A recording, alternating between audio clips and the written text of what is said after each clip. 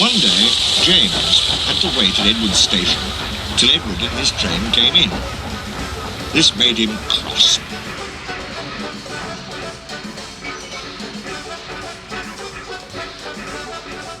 "Late again!" he shouted.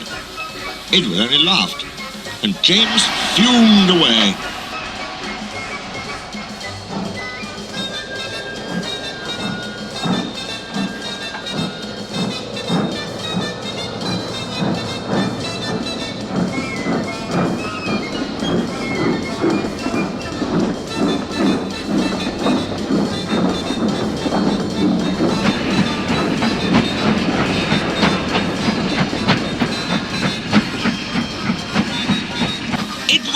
Impossible, he grumbled to the others.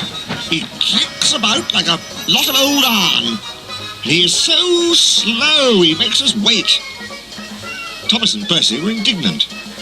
"Old iron?" they snorted. "Slow? Why, Edward could beat you in a race any day." "Really?" said James huffily. "I should like to see him do it."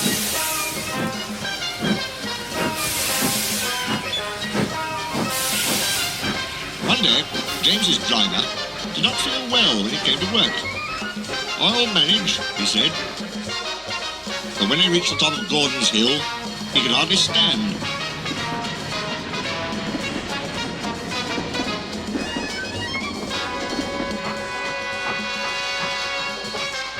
The fireman drove the train to the next station. He spoke to the signalman, put the trucks in a siding,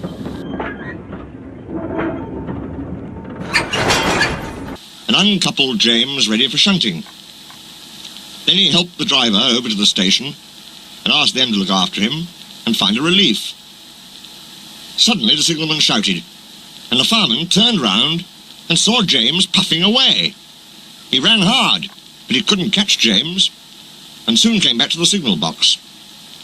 The signalman was busy. "All traffic halted," he announced at last. "Up and down main lines are clear for 30 miles. And the inspector's coming."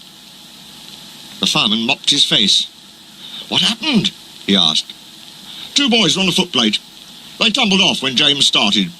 I shouted at them and they ran like rabbits." "Just let me catch them," said the fireman grimly. "I'll teach them to meddle with my engine." Both men jumped as the telephone rang. "Yes," answered the signalman. "He's here." "Right, I'll tell him. The inspector's coming at once in Edward. He wants a shunter's pole and a coil of wire rope." "What for?" wondered the fireman. "Search me, but you'd better get 'em quickly." The fireman was ready and waiting when Edward arrived. The inspector saw the pole and rope. "Good man," he said. "Jump in." "We'll catch him. We'll catch him," puffed Edward, crossing to the up line in pursuit.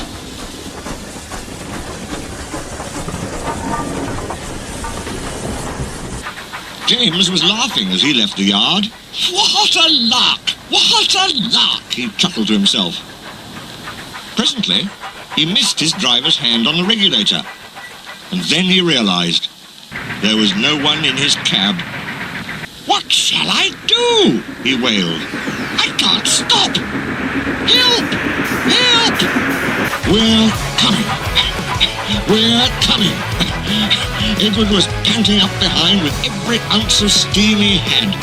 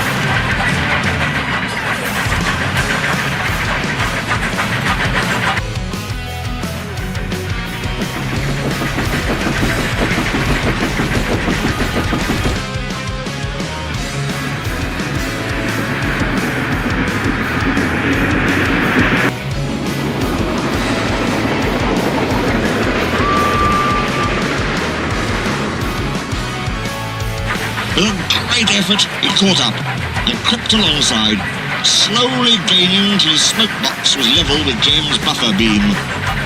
"Steady, Edward."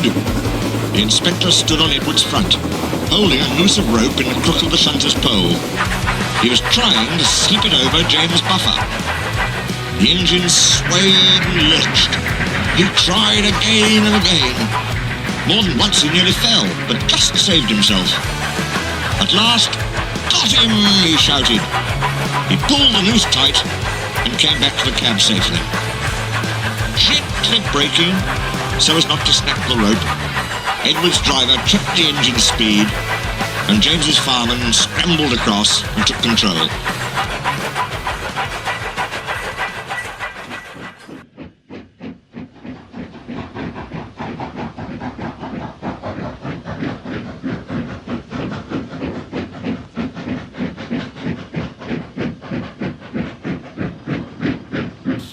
"So, the old iron caught you after all," chuckled Edward.